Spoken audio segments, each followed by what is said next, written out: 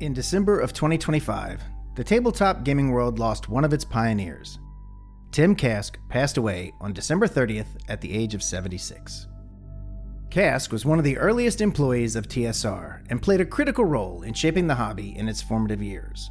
Working alongside figures like Gary Gygax, he helped transform tabletop role-playing from a small experimental pastime into a worldwide phenomenon.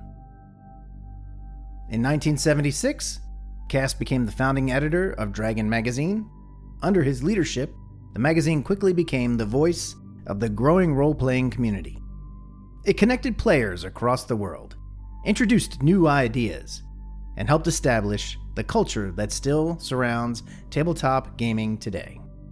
His insight, humor, and passion helped inspire generations of players, designers, and publishers. For many people in the gaming community, Tim was more than a historical figure. He was a friend, a mentor, and a living link to the origins of the games we love.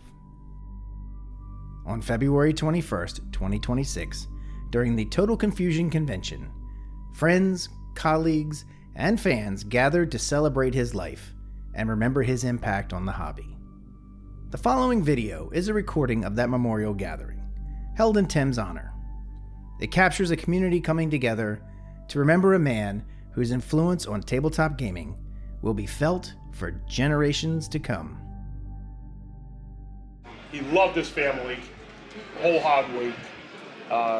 Very, very oriented, supportive of that, supportive of teaching people. I mean, did years and years of school teaching after he left, TSR, and it really touched a lot of people's hearts and lives.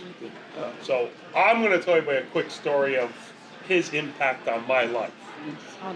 So back in 1982, like a little nerd, I started playing Dungeons & Dragons. And during that time, Dungeons & Dragons stuff came out, games came out, and it dried up.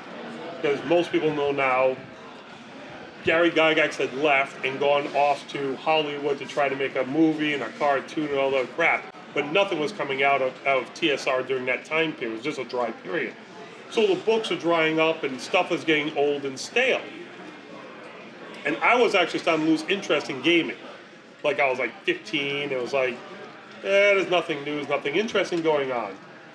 My parents went on vacation and came home and handed me Dragon magazine number 63, which was the Barbarian issue. The very first time the Barbarian was in anything in Dungeons & Dragons, which gave us all something new to do, so we all made Barbarian characters all of a sudden. And we had like a game with 5 barbarians, because everybody had something new to play. And then we found the magazine, just kept buying and buying, get more information, more stuff to do. Tim wasn't the editor by that point. He had left by, I think it was magazine 32.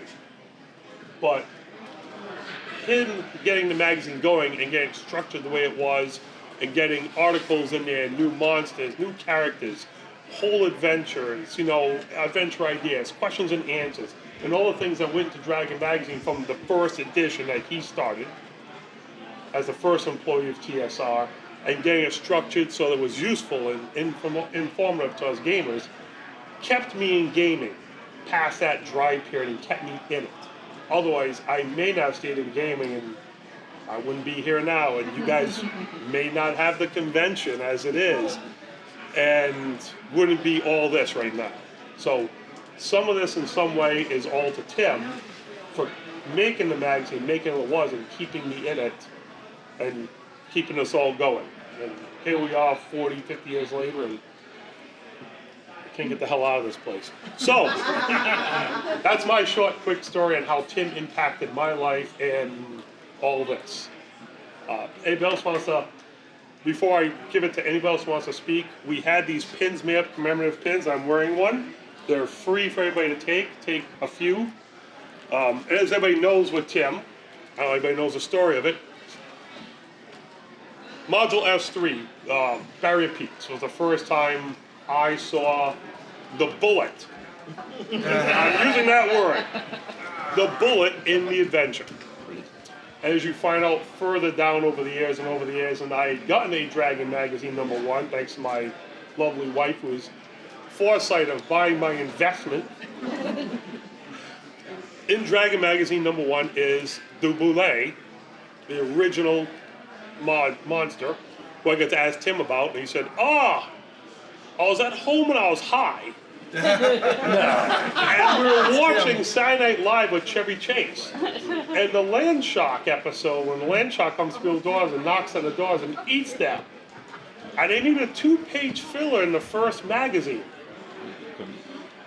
And so while I was at work and we were all sitting there eating Twinkies, I wrote up the Boule to make a 2-page filler and put it in, and that's where the Boule came from.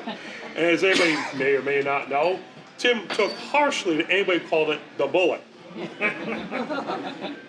So, on this pin, and it didn't come out quite as good as I'd like to have, there is a Boule on it. And across the top of it says, it's pronounced Boule, across the top, and Tim Casque and his years with us in this world. So, anyway, please make sure to take one. Yeah. And wear it in remembrance of Tim. And we're going to send a whole bag full to Cheryl. Good. And she can share with the kids and grandkids. So that's my story, guys. Steve.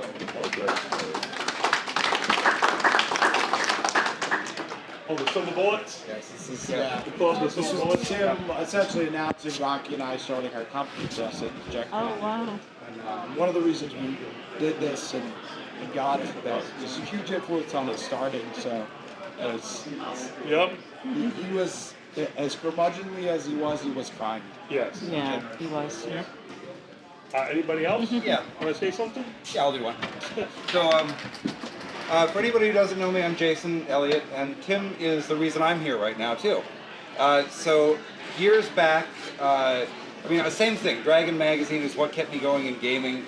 I kind of got my start in other types of magazine publishing, but a few years back, I don't know what year, like 2010 or so, I got together with some other people and we decided to start Gygax Magazine.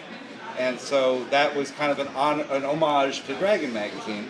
And as we were putting the people together, we started with, the Gygax brothers, and then the obvious choice to get somebody to help was the man who started the Dragon.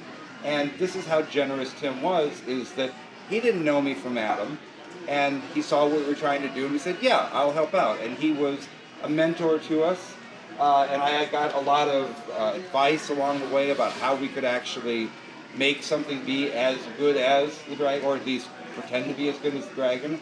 And I like the fact that Tim's name is on a yellow background here, because the very first piece of advice Tim gave me is, whatever you do, never make a yellow cover. So I think he would appreciate that. And yes, Tim had the grumpy side, but what that really was, it was funny. Tim had a deep sense of humor that I think some people got immediately, some people took a little bit longer, but it was always there.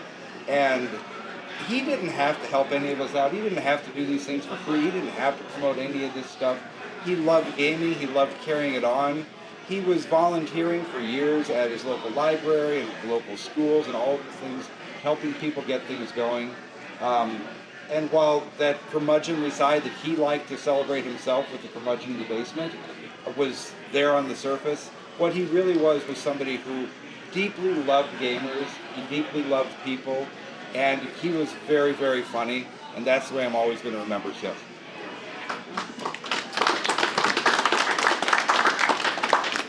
You'd like to get up and stand here. You'd like to be able to stand here and don't stand up to it. No. I'll do one. When I returned to Total, and I was helping in the green room, we had the queen take care, and she's like, I have to go, whatever, but you don't have to worry about it, Denise. They're just like playing a card game. What she didn't tell me that it was Cards Against Humanity. And I walked in, and there was Frank Metzer, Tim Casque, Mike Pondsmith, and one other person. And I sat down and went, oh my goodness, it's Frank Metzer, it's Tim Casque, it's Mike Pondsmith. And I sit down, and it was just the most vulgar language you have ever, and they were trying to top one another. And that was my introduction to Tim Kask. And yeah, just knocked him right off the pedestal right there. I'm like, okay. And then when he stopped, and he was the only one actually at that table that turned and said, kind of looked at me like, are you okay with this? And I'm like, yeah, that's right. But I just didn't expect it from you people, you know. But that's my short story. So, yeah.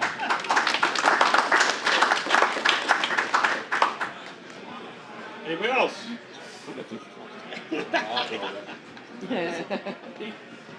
Wasn't it weird? No, so that So, my friendship with Tim Casque actually wasn't through gaming at all. I met Tim Casque here at TotalCon, obviously, but we met through our brotherhood from the military. And we ended up becoming friends that way. I didn't know anything about Tim other than he served in the Navy. Over the years, we got to know Tim even better. He did cocktail hours with us, and we came up with the craziest cocktail themes, which appeared at most of our games over the years. It was supposed to be sheep and pink galoshes, and it turned into goat and pink galoshes, vampire, platypus, whatever the feck it was. Like, you would just come up with the craziest shit. And so you sit there at cocktail hour and listen to Tim's stories and stuff. And over the years, he became like a friend of the family. He came up to Applecon in Maine, and we all hung out. My dad went and picked him up in his GTO. Tim's like, I wanted to ride a convertible GTO. So we got him in the GTO and brought him to a lobster cookout we had. And Tim definitely was the...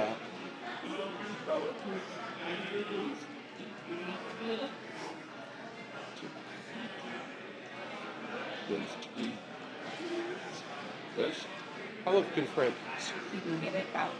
If he will be missed, and honestly, if it was a guy who was always grouchy, that man was never mean to me. And all the time I've known him, he was mean to all of you. But he was nice to me every fucking time I saw that man. Every time he called me up, he was always nice. He did, last time I actually saw him was on a Zoom call for a class where he sat there, smoked weed for a world building class I was teaching. And I had this student who probably needs to find a different career and not do game design. And Casque just laid him out in I'm like, see, that's Tim Casque. And when he tells you just need to do something different, it's time to find a new walk in life, man. It's like, this is it. And I talked to him a couple days before he passed on, and we will carry his torch. We will not let it hit the ground ever. And we will carry it through right to the end. So, yeah.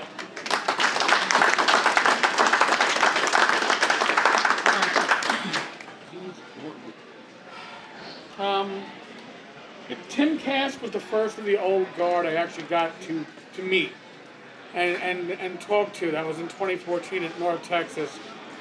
And then a few years later, Tim calls me out of the blue. I still remember driving with my wife, and he was complaining about the Gygax Memorial Fund, and he knew I had looked into it a bit, and he goes, we gotta get together on this, Eric. We gotta talk about this. I'm like, all right, Tim, I'm driving right now. Can we arrange this later? He goes, yeah. Call me later. Hey, you got my number now, right? I'm like, yeah.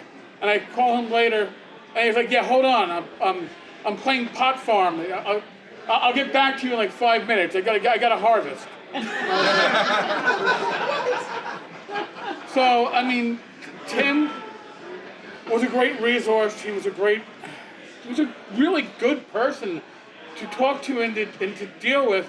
But people are saying they never had a bad experience with Tim. I did have one, but it wasn't really me. So I was at Gamehole. This is before COVID. This is when Tim was going through his chemo. And I'm walking by and I see Tim, and Jim Wampler's there, and Tim sees me and says, come here. I'm like, okay. Tim calls you come there. And he starts berating me for not paying him enough per word for his work. I'm like, who the heck does he think I am? And he's like, and I don't work for 6 cents a word. I am Tim Casque, and I'm like, and I'm only half listening because I'm being berated by Tim for not paying him enough. And I'm like, I don't know what's going on. And then Wampler tells me he thinks you're Bill Webb. Walk on. And I'm like, I'm not wearing pajamas, I'm not wearing Crocs. So, I mean, Tim held it for the people that probably deserved it. It wasn't me, thank God. And the last time I saw Tim was at WizardCon last year. And Tim, he kept things close. He kept his cards close to the vest.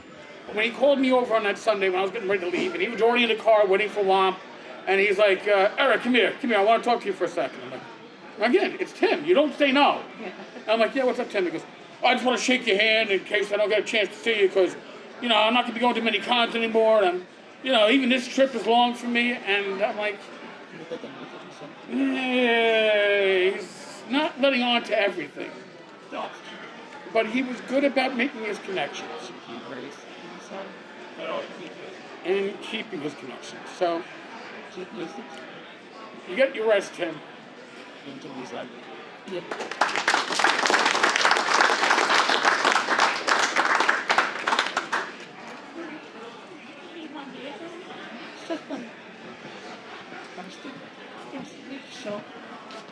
I'm another one. For me, my connection with Tim was not necessarily gaming.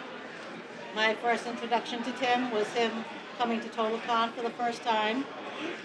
And because I was the industry guest liaison at the time, I got to deal with him when things didn't go his way. And he did grumble, and I was so afraid. I'm like, oh my God, this man's never ever coming back. And at the end of the con, he just came up and he's like, I'm sorry, I just wanted to let you know, sometimes I get a little cranky. And at that moment, I'm like, okay, I got him. And for the rest of the time he came, whenever Tim started to grumble, they're like, send in Angela. She knows how to deal with him. And he actually told me once that he could never really get mad with me. And the second year he came out, Frank didn't come out because he had a heart attack. And we just ended up sitting and talking. And I don't know why I say I'm a natural listener. He's a natural talker and storyteller. And we clicked, we bonded. So he was my friend, and it went beyond the convention. We actually would talk to each other. We got to go to his house invited, and anytime we were there, so anytime we went to Kentucky, we'd always go up and visit him, and I also got to talk to him just a few days before he passed, which was very special to me, but somehow we just had a connection, and I will miss him forever now. God bless. I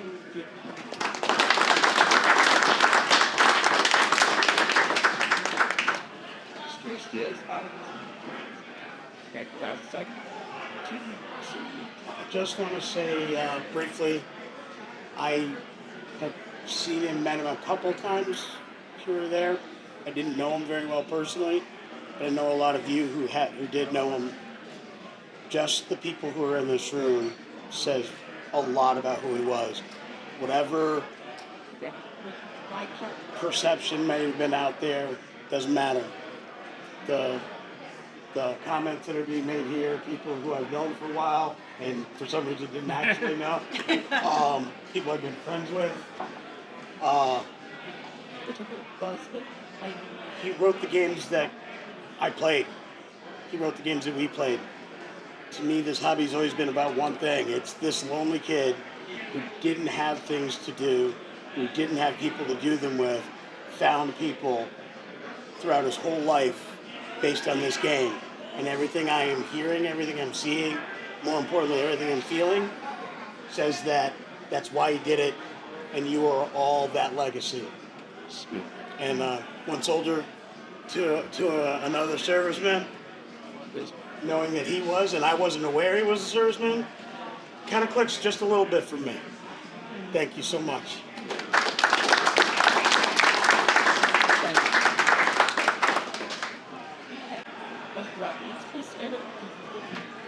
I guess if it's all set, then I'll close it up. I thank everybody again for coming. It was great seeing everybody. I'm glad Tim had so many friends to show up and come and, remember him. Like I said, we're going to include his wife. We'll send her information. We'll send her some pins. And, so wherever we go, we'll be carrying Tim with us. remember him yelling at us, him trying to kill all of our characters in his games that He's not killing your character. You're a character. we play. Yeah. Him changing the rules to kill our characters in role play. But yes, that was Tim, and he played old school and kept it old school all the time. But thank you, everybody, for taking some time out of your convention time. Thank you for showing up. And everybody have a good rest of your weekend. Thank you.